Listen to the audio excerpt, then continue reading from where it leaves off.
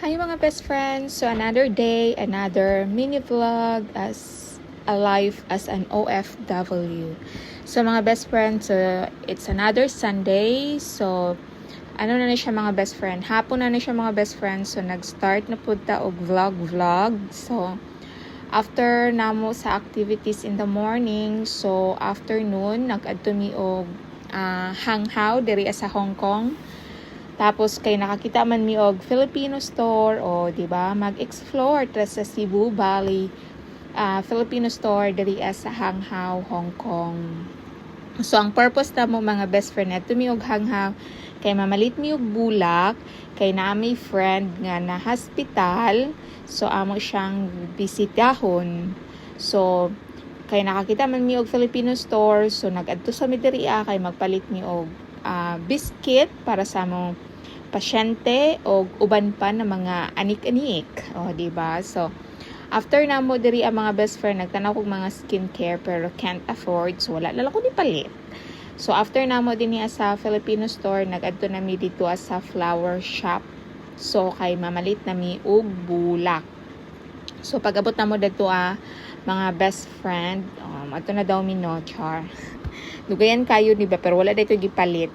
So, pag ato na mo sa flower shop, mga best friend, ayan, kaganinang morning, ang sapato, namin nakitaan nga sunflower nga tag 15 Hong Kong dollar lang.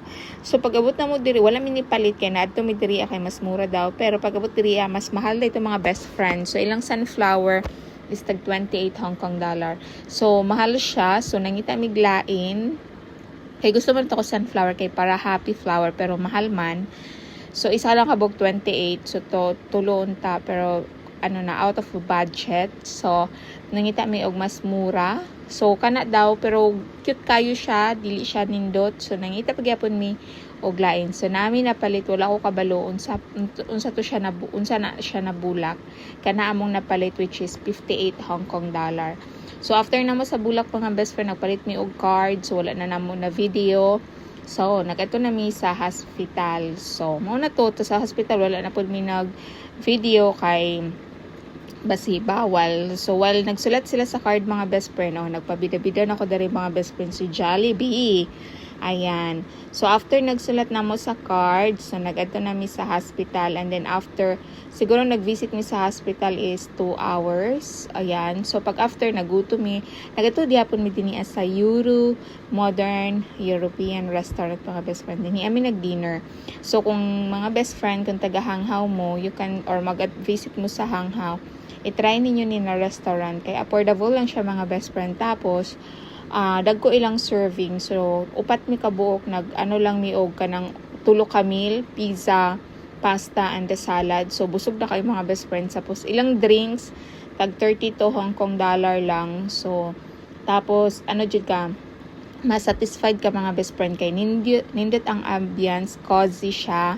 So, affordable lang pod. So, kaming upat sa 3 ka dish with drinks na tag 87 Hong Kong dollar mi each. So, affordable na kayo, no?